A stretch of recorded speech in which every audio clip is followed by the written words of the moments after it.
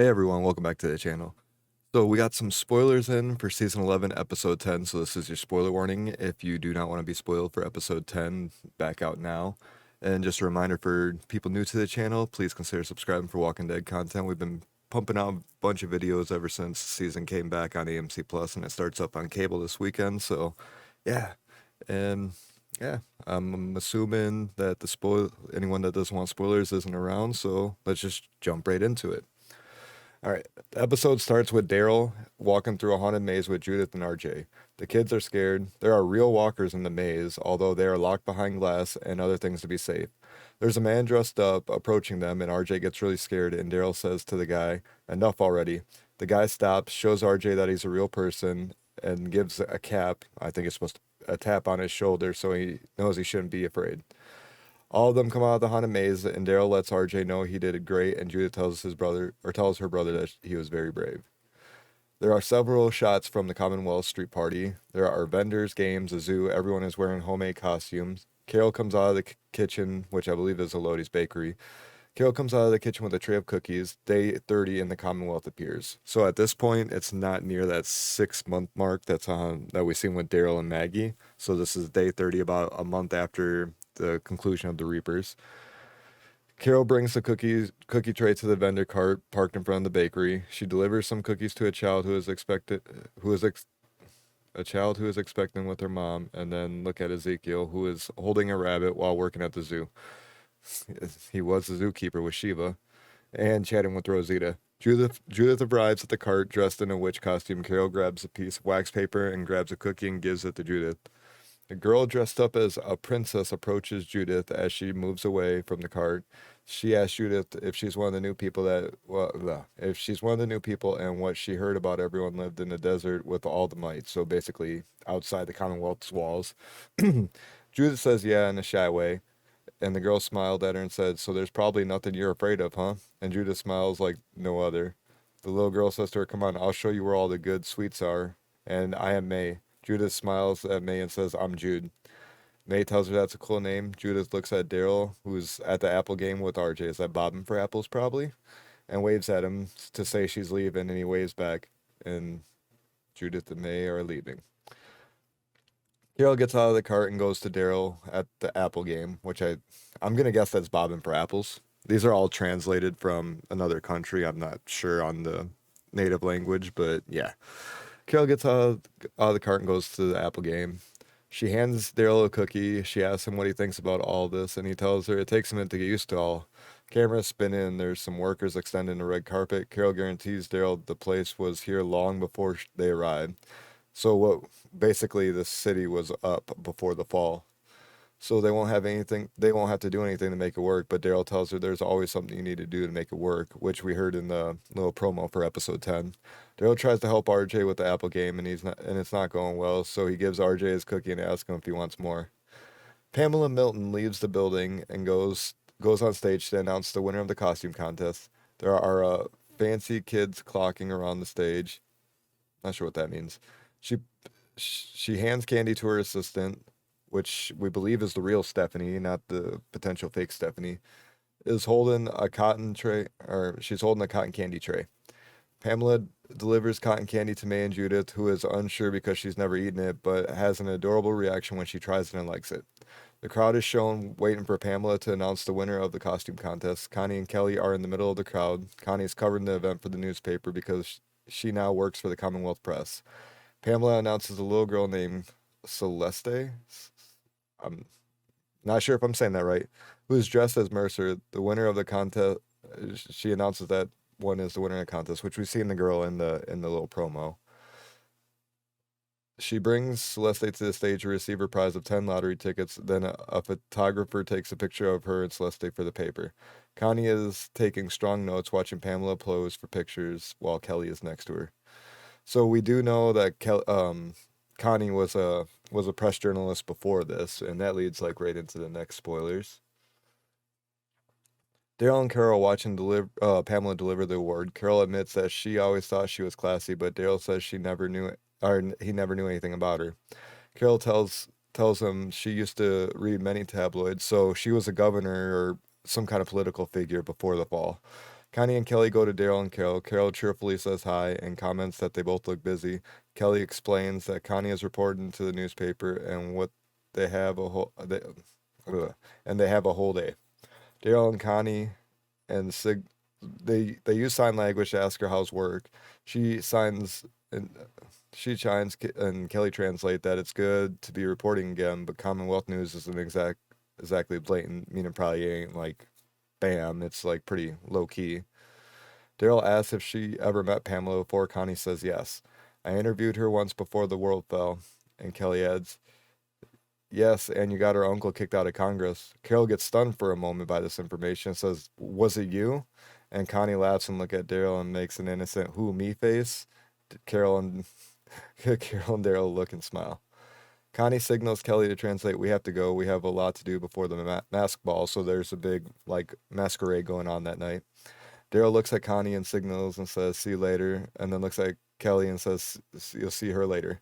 Connie waves at Carol and then she starts walking with Kelly. She makes a small greeting gesture for Daryl as she passes by. He stretches his hand out and touches her shoulder as she passes. She turned, look around, smiling, so her and Kelly walked away.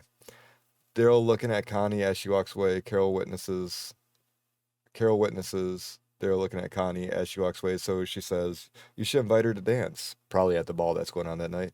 Daryl tells Carol that he has to go to work, and she says it's okay, and asks if they'll talk later, which he replies, yeah, later. Ezekiel arrives at Carol's apartment. Carol gets surprised to see him there, in which which he says, well, it's good to see you too, in a condescending kind of tone, like joking around, and she invites him in. While Ezekiel sits on the couch, Carol grabs a bottle of wine and a few glasses. Ezekiel gets impressed with the Commonwealth's Halloween celebration, and Carol agrees and says, they sure know how to throw a party and stay quiet afterwards. Ezekiel tells her he would have loved it, and she knows he's speaking of Henry. Zeke opens up a bag with white lace and that she brought with him and says, I know it was very painful for you before, but it belongs to you. He takes out Henry's wooden box with stuff. Carol tries to reject it at first, and he says that she should keep it. Or she says that he should keep it, but Ezekiel assures her that he wants her to have it. She takes the box, but can't open it yet. He says to her, this place can be a new beginning if you want it to. Carol sneaking around the hospital to find out how sick Ezekiel really is. Tommy's a doctor now. Tommy, and if you don't remember who Tommy is, that's Yumiko's brother that lived there before. Tomio catches her in the middle and asks what she's doing, and she tells him Carol is supposed to have taken her place in the bakery, and where Tommy was working as a doctor, or because Tommy is working as a doctor again because he is in the hospital now and in uniform. Carol prepares Tommy for Ezekiel, and she says that she knows Ezekiel needs surgery and that he's in line, but wants to know how long. They got till the number 147. Tommy looks at Ezekiel's records and tells her, long time, which makes Carol cry. I seen another translation where it said too long, so yeah. Tommy tells her that the patients don't know their place in line, so she shouldn't tell Ezekiel anything. Carol tries to break the Lance so Ezekiel can be moved to the front. She comes out of the walls and finds a fancy wine for Lance to take to the masquerade. Carol decides to have some for herself too, which is probably the wine that her and I don't know. It might not be the same wine. Maybe she had crappy wine. Now she's got really good wine. Daryl and Rosita aren't big Commonwealth fans. Daryl is staying and trying his best to make it work right because of his loyalty to Judith and RJ, who like it there and want to stay while their mother knows where to find them. I'm assuming that they left some kind of message back at Alexandria if Michonne comes home to be able to find him. Daryl and Rosita get through military training exercise. Mercer allocated them to separate teams to clean a house/building to test their teamwork and speed. Each team gets a knife as a weapon, and they have to work together to clean a house. It's good action sequence with many dead zombies. Both can clean houses, but their partners delay them a little. Then it is revealed that Rosita performed better than Daryl. Mercer pulls Daryl on a side mission, which is to back up while Sebastian practices killing zombies in the woods. Rosita refuses to let Daryl go alone and offers to go with them. Sebastian stays on top of his head, so Daryl has to step in. Mercer talks to Daryl about how he sees that he's obviously used to doing things on his own, but the Commonwealth is a good place and it can create a good life for him. He just has to get out of his own way. So I'm wondering a couple things here because Rick and Mercer in the comics, like in this kind of time, were becoming good friends, and I'm wondering if Daryl and like Mercer are gonna become good friends because I don't know like who takes this spot. Um, and also in the comics, I talked about this in my trailer breakdown. It's kind of the same thing that's going on here, but except Pamela Milton used to get taken with a small group of Commonwealthers and a couple soldiers out of the walls like every now and then for her to kill a walker, just so it looks like she has something in protecting, and the people aren't used to seeing that. So even though she misses a terrible shot, they think she's doing a good job, and then Mercer has to kind of clean it up on his own, and yeah. But it would appear that Sebastian's getting some kind of training, so maybe, I don't know, he can take his girlfriends to the edge of the wall and not have to have Mercer there. I don't know. The soldier, the soldier and princess. Oh, the soldier that the princess beat in the train wagon is at the masquerade and is now a server. Pamela reveals a portrait of her father, who was a great pre-zombie apocalypse political figure. She's given a speech, and the soldier interrupts her, calling her the classism, the Commonwealth. He screams about how he made a mistake and lost his job. Which, if you remember, when Princess beat him up, he's like, "Yeah, I'm gonna get in big trouble for this." Well, apparently he's not a soldier anymore. So he lost his job, his apartment, everything. He keeps Pamela's assistant under target of a knife. So I guess has her at knife point. He cuts the painting and lets it go before he runs. Mercer and Daryl go after him. When Daryl meets him, he tries to convince him to surrender instead of killing himself. Soldier tells Daryl not to trust the Commonwealth. So I think it's implied that he does end up killing himself. I don't know. Sebastian, who Daryl doesn't like, is outside and makes a clever observation for Daryl about finding the soldier. Daryl needs to stay on Sebastian's side because the kids want to stay there. So he tells Sebastian and tells mom, and he got the guy instead. Sebastian does this, but of course Pamela knows the truth. The soldier is taken away, letting it be known that there are thousands more like him. Connie interviews Pamela at the dance, where we have information on Commonwealth's background. So we'll get to learn a little bit about the Commonwealth before the fall, or how it kind of like started up. Princess is watching the fancy civilians walk into the ball when Mercer shows up. The crowd applauds because they love him, but he's super uncomfortable about it. When Princess calls his name, he comes up to her and she says he's beautiful. Mercer admits how much he hates those things and asks if she wants to make it more bearable and go with him, which she says yes.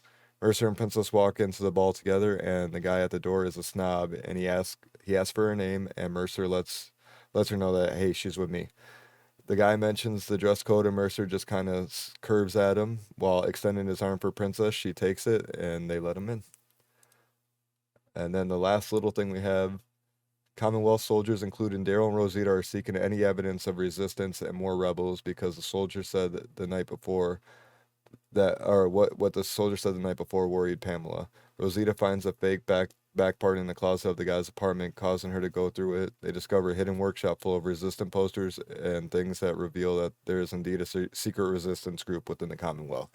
And that's what we got for that. So basically, a couple things to take away. We don't hear anything about Maggie, Aaron, any of them. Gabe, actually, I would assume if Rosita's there, Gabriel's there. But yeah, no Maggie, no Aaron, no Negan.